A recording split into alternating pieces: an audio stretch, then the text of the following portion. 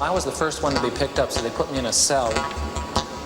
They locked me in there in this degrading little outfit. Hey, I don't want anybody left. Violation of the rules, I'm simulation! Oh, I gotta go to a doctor, anything. Jesus Christ, I'm burning up inside, don't you know? I've never screamed so loud in my life. Never been so upset in my life. It was an experience of being out of control. I just fucking can't take it.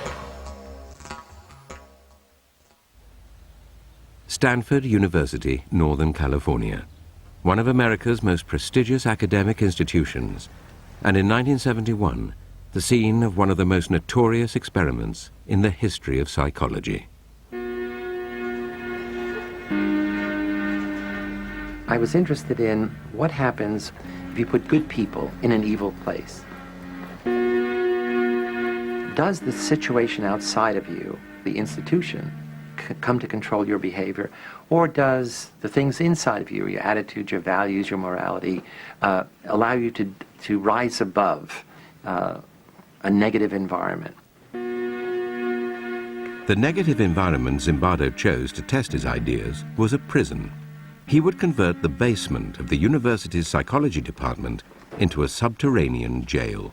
We put prison doors on each of 3 office cells. In the cells, there was nothing but 3 beds, and there was actually very little room for anything else because they were very small. And here we had solitary confinement, which we call the hole. And in the hole was the place where prisoners would be put for punishment. It was a very, very small area. When you closed the door, it was totally dark.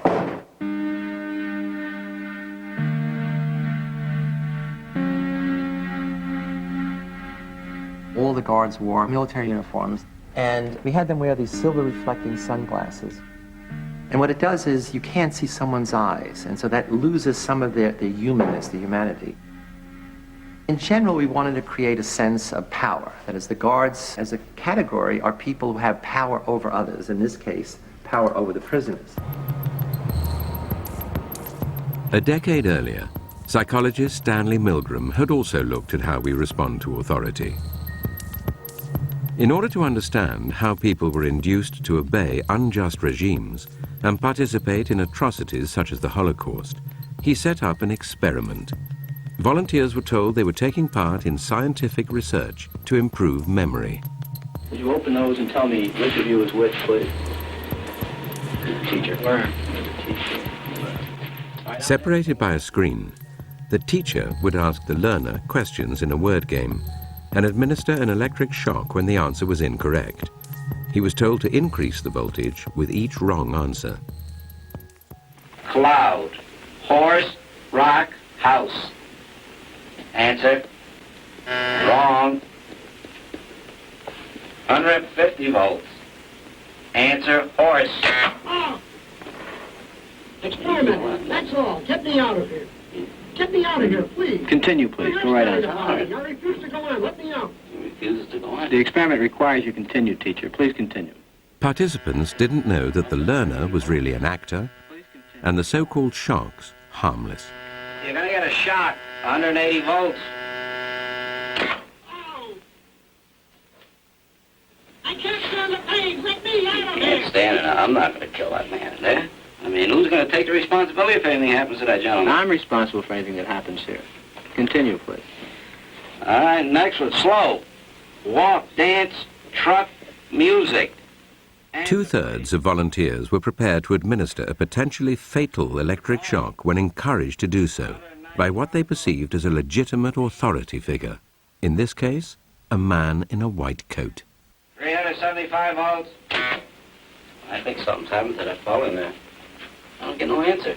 He was hollering with less voltage. Can't you check in to see if he's all right, please? Milgram's findings horrified America. They showed that decent American citizens were as capable of committing acts against their conscience as the Germans had been under the Nazis. Like Milgram, Zimbardo was interested in the power of social situations to overwhelm individuals. His experiment would test people's responses to an oppressive regime. Would they accept it or act against it. Zimbardo's experiment was conducted against a backdrop of civil rights activism and protest against the Vietnam War. There was a sense of student power, student dominance, and student rebellion against authority in general.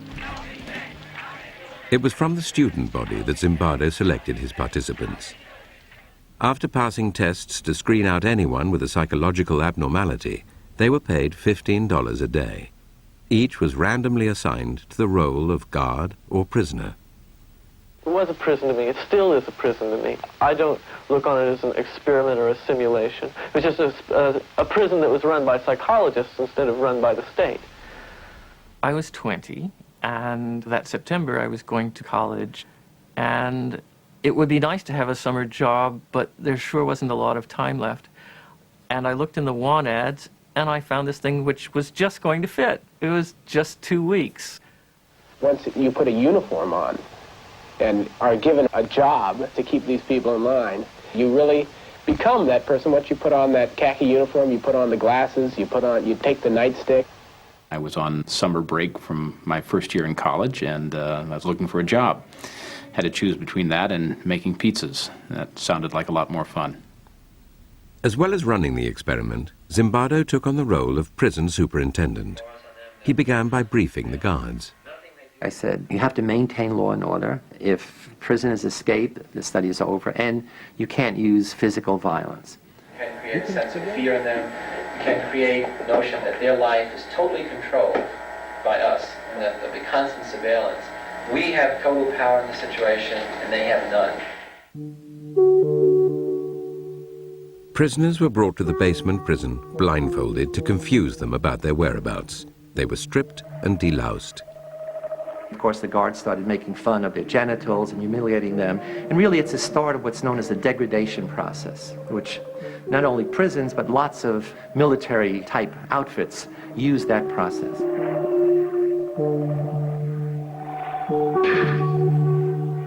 When I first got here, even though I had to strip, when they would call me names, I still didn't feel at all like I was in the prison. I was just looking at it as a job.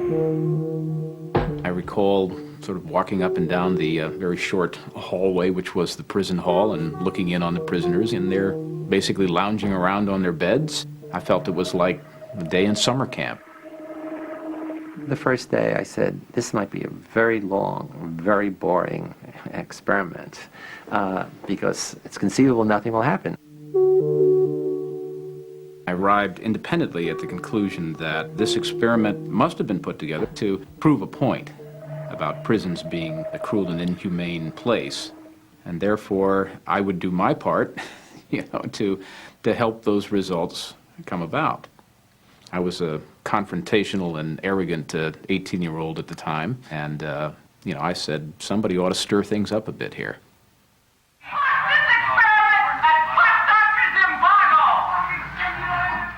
On the second morning, the prisoners had decided to stir things up as well.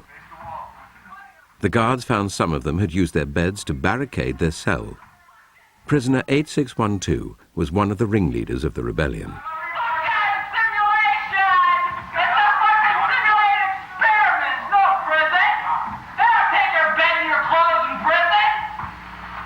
Initially, I was stunned.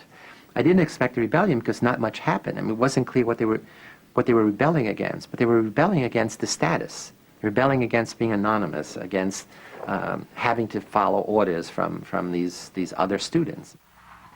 As punishment for the rebellion, prisoner 8612 was put in the hole, and the guards turned on the other prisoners. The guards felt that they now have to up the ante of being tough. The prisoners made the mistake of beginning to use profanity against the guards in a very personalized way. So not against the guards, but, you little punk, you big shit, and so forth. And the guards got furious. Everybody out! Well, gentlemen, here it is time for count. Prisoners were repeatedly woken in the middle of the night. The guards made them do menial, physical tasks and clean out toilets with their bare hands. We made it a point to not give them any sense of comfort or what to expect, that anything could happen to them at any time, including being rousted from their sleep at any hour and forced to stand up in a line and have me hurl insults at them and make them do exercises. When you interrupt people's sleep, they tend to become a little disoriented. And since there was no daylight in the prison, they had no idea whether it was night or day. I think that I was the instigator of this whole schedule of harassment. The harassment of the guards took its toll on rebellion leader 8612. He told Zimbardo he wanted to leave the experiment. Zimbardo responded not as a psychologist, but as a prison superintendent. I said, well, I can see to it the guards don't hassle you personally, and in return, all I would like is some information from time to time about what the prisoners are doing. So essentially I'm saying, I'd like you to be a snitch, an informer. And I said, think it over, and if you still want to leave, fine. Confused, prisoner 8612 returned to his cell and told the other prisoners that no one could leave.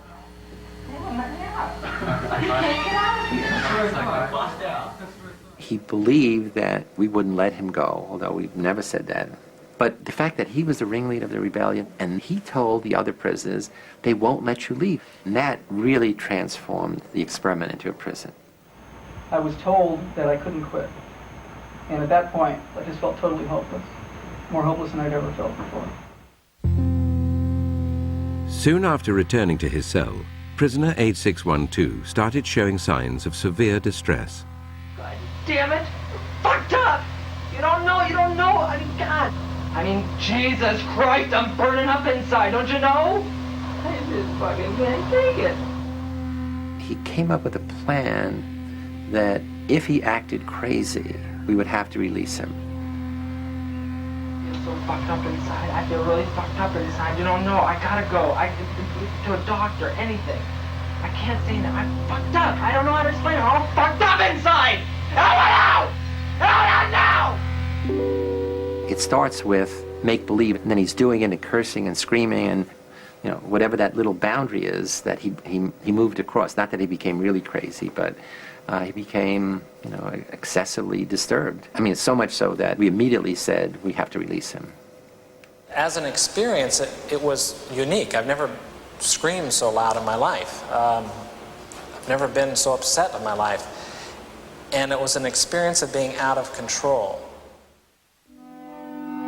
The boundary between reality and make-believe was to become blurred even for Zimbardo. A rumor circulated that released prisoner 8612 would return with friends to liberate the remaining prisoners. I quickly convinced myself that, you know, my most important function was, you know, not to allow this prison liberation to occur. And what can I do to keep my prison going, not the experiment going?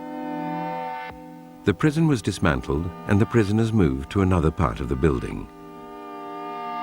Zimbardo waited in the empty corridor, preparing to tell 8612 and his friends that the study was over, when a colleague appeared and began asking questions about the scientific basis of the research.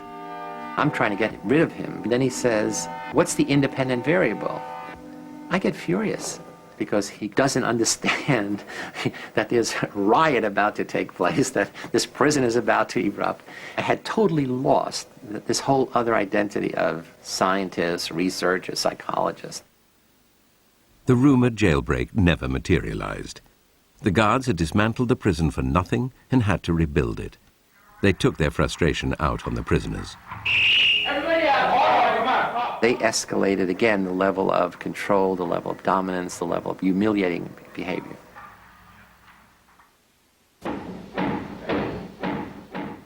"819 was the next prisoner to rebel against the harassment of the guards. He barricaded himself in his cell and refused to take part in the count. You're not only not getting a cigarette, but for as long as the cell is blockaded, you're going to be in solitary when you get out. For 819's disobedience, the guards made his cellmates do mindless work. This undermined any vestige of solidarity amongst the prisoners, who now chose to accept the tyranny of the guards rather than risk further harassment. That was one of the surprising things to me, is that there was so little that the prisoners did to support one another after we started our campaign of, you know, divide and conquer. Isolated and distraught, prisoner 819 told Zimbardo he wanted to leave. While I'm interviewing 819, and saying, okay, you know, it's all over. Thank you for your participation. You know, I'll give you money for the whole 2 weeks, even though you're leaving early. He hears the prisoners shouting, 819 did a bad thing. Prisoner 819 did a bad thing. Prisoner 819 did a bad thing. Prisoner 819 did a bad thing. And he said, I can't leave. And he's crying. And he says, I can't leave. I said, what do you mean you can't leave? He said, no, I have to go back because I don't want them to think, you know, that I'm a bad prisoner. And that's when I really flipped out. That in such a short time, you know, a college student's thinking could become so distorted. I said, you're not a bad prisoner. You're not a prisoner. And this is not a prison. And it was this thing where he opened his eyes. And it was just really like a cloud being lifted. Seeing things clearly, prisoner 819 reverted to his original request and was released. To replace him, the experimenters called in one of their reserves from the standby list. I got a phone call saying, "Are you still available as an alternate?" Kind of cheery female secretary voice. I said, "Yes, sure." And so she said, "Could you start this afternoon?" And I said, "Yes, sure." And my role in the experiment really began.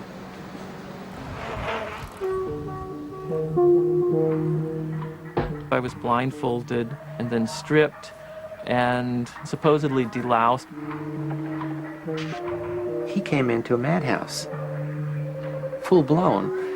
All of us had gradually acclimated to the increasing level of aggression, the increasing powerlessness of the prisoners, the increasing dominance of the guards. And he comes in and says, "What's happening here to the other prisoners?" And they said, "Yeah, you better not make trouble. It's really terrible. It's a real prison." And he says, "I'm out of here. I don't want to." And they said, "No, they're not. You can't leave. Once you're here, you're stuck. This is a real prison." 416, since you got your hands in the air, why don't you play Frankenstein? 293, you can be the bride of Frankenstein. You stay in here. Prisoner 416 was soon subjected to the harassment of Dave Eshelman, nicknamed John Wayne because of his macho attitude. 416, and I want you to walk over here like Frankenstein and say that you love 293. I made the decision that I would be as intimidating, as cold, as cruel as possible. I love you, 293. Get up close. Get up close. I love you, 293. I love you, 293. You smile, 293. You get down here and do 10 push-ups. 2, 3. I just watched a movie called Cool Hand Luke, and the mean, intimidating, Southern prison warden character in that film really was my inspiration for the role that I created for myself. Why is it you try to be obedient so much? It's my nature to be obedient, Mr. Reginald. You a liar. You a stinking liar. He was creative in his evil. He would think up very ingenious ways to degrade, to demean the prisoners. What if I told you to get down on that floor and fuck the floor? What would you do then? One of the best guards was also on that shift, and instead of confronting this bad guard, the sadistic guard, essentially because he didn't want to see what was happening, he became the gopher. He would go out to get the food and things of this kind, and that left the John Wayne guard and another guard on that shift to be dominant. We were continually called upon to act in a way that just is contrary to what I really feel inside. Just continually giving out shit. It's just really one of the most oppressive things you can do. 416, while they do push-ups, you sing Amazing Grace. Ready? Down. Amazing Keep going. Grace. You do the push-ups on your own. The madness of the experiment started to affect prisoner 416. A wretch like me. Keep going. I began to feel that I was losing my identity until finally I wasn't Clay. I was 416. I was really my number, and 416 was going to have to decide what to do. Prisoner 416 decided to go on a hunger strike. They were pushing my limits, but here was a thing that I could do that could push their limits. After I had missed a couple of meals, I saw that this was not a matter of indifference to the guards. I was making headway. They were upset. I thought, how dare this newcomer come in and try to change everything that we had worked for the first 3 days to set up, and by God, he's going to suffer for that. Get in that closet then. Frustrated by his continued defiance, John Wayne threw prisoner 416 into the hole. After punishing the other prisoners for his disobedience, John Wayne encouraged them to vent their anger at 416 directly. Thank you, 416. Okay, 209. I'll try that myself. Thank you, 416. We would use our nightsticks to bang on the door, and we would kick the door so hard that, it must have, shaken him very seriously inside, scared the life out of him. He yelled at me and threatened me and actually sort of smashed a sausage into my face to try to get me to open up. But I didn't have any intention of eating until I was out. 416 should have been at some level a hero, because he's willing to oppose the authority of the system. In fact, the prisoners accept the guard's definition of him as a troublemaker. I remember some of them saying, would you eat, goddammit? We're sick and tired of this. And, that was proof that, there was no solidarity, there was no support between the prisoners. While 416 was still in the hole, John Wayne made a final attempt to break him by giving his fellow prisoners a choice. They could vote to release him by making a small sacrifice. You can give me the blankets and sleep on the bare mattress, or you can keep your blankets and 416 will stay in another day. Now what will it be? I'll keep my blankets. What will it be over here? I'll keep my blankets. How about 5486? I'll give you my blankets, Mr. Correctional Officer. You don't want his blanket. We got 3 in favor of keeping the blanket. We got 3, guess 1. Keep your blankets, 416, you're going to be in there for a while. So just get used to it. The study showed that power corrupts, and how difficult it is for people who are the victims of abuse to stand up and defend themselves. Why doesn't anybody who is being abused by a spouse or something like that just say, stop it? And we realize now that that's not as easy as it sounds. By the end of the 5th day, 4 prisoners had broken down and been released. 416 was on the 2nd day of his hunger strike, and the experiment still had another 9 days to run. At this point, a fellow psychologist visited Zimbardo's basement prison and would witness the brutality of the experiment firsthand. The guards had lined up the prisoners to go to the toilet, had bags over their head, chains on their feet, and were marching by. And I looked up and I saw this circus, this parade, and I said, hey, Chris, look at that. I looked up and I just began to feel sick to my stomach. I had this just chilling, sickening feeling of watching this. And I just, I just turned away. And I just let loose in this emotional tirade. I just lost it. I was angry, scared. I was in tears. And I'm furious. I'm saying, you're supposed to, we had a big argument. You're supposed to be a psychologist. This is this interesting dynamic behavior in such a few days. But I'm going through this whole thing, the power of the situation. She says, no, it's that young boys are suffering, and you are responsible. You're letting it happen. I said, oh my God, of course you're right. The next day, Zimbardo ended the experiment. Studies like his stimulated heated debate about the ethics of using human subjects. Clearly, young men suffered, verbally, physically. Prisoners felt shame in their role, guards felt guilt. So in that sense, it's unethical. That is, nobody has the right, the power, the privilege to do that to other people. In the wake of experiments like Zimbardo's and Milgram's, ethical guidelines changed, introducing greater safeguards to protect participants. In the Stanford experiment, Zimbardo might have spared his volunteers distress had he not taken on a dual role in the study. If I was going to be the prison superintendent, I should have had a colleague who was overseeing the experiment, who was in a position to stop it at any point, or I should have been the principal investigator and get somebody who was going to be the prison superintendent. I realized that was a big mistake, to play both those roles and be shifting back and forth. After the experiment, Zimbardo brought all the participants together to talk about their experiences. John Wayne would now come face to face with the hunger striker he had tormented. I was a little worried. I said, oh my God, he's really going to come down on me hard now, now that we're on equal footing. It harms me. How did it harm you? How does it harm you? Just to think about it, you mean that people can be like that? Yeah. It let me in on some knowledge that I've never experienced firsthand. Because I know what you can turn into. I know what you're willing to do. When I look back on it now, I behaved appallingly. It was just horrid to look at. I think I tried to explain to him at the time that, what you experienced and what you hated so much was a role that I was playing, that's not me at all.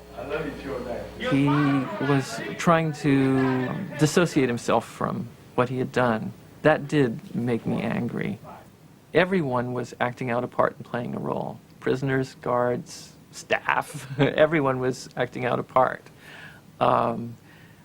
It's when you start contributing to the script, that's you, and thus it's something you should take responsibility for. I didn't see where it was really harmful. It was degrading, and that was part of my particular little experiment to see how I could... Your particular little experiment. Yes, Why don't you tell me about that? I was running little experiments of my own. Tell me about your little experiments. Okay. I'm curious. I wanted to see just what kind of verbal abuse that people can take before they start objecting, before they start flashing back. If I have any regret right now, it's that, I made that decision, because it would have been interesting to see what would have happened had I not decided to force things. It could be that I only accelerated them, that the same things would have happened, but we'll never know. If the extreme nature of Dave Eshelman's behavior tested the prisoners, it also presented the other guards with a choice, to intervene or not. It surprised me that no one said anything to stop me. They just accepted what I said, and no one questioned my authority at all. And it really shocked me. Why didn't people, when I started to abuse people so much, I started to get so profane that, and still people didn't say anything. There were a few guards who hated to see the prisoners suffer. They never did anything which would be demeaning of the prisoners. The interesting thing is, none of the good guards ever intervened in the behavior of the guards who gradually became more and more sadistic over time. We like to think there is this core of human nature that good people can't do bad things and that good people will dominate over bad situations. In fact, one way to look at the Stanford Prison Study is that we put good people in an evil place, and we saw who won. Well, the sad message is, in this case, the evil place won over the good people.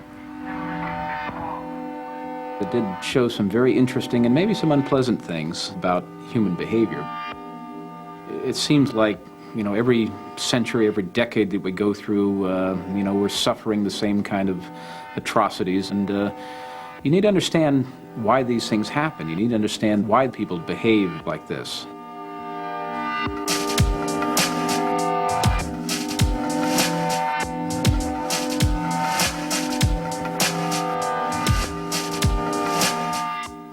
There's a similar experiment starting this Tuesday night on BBC Two.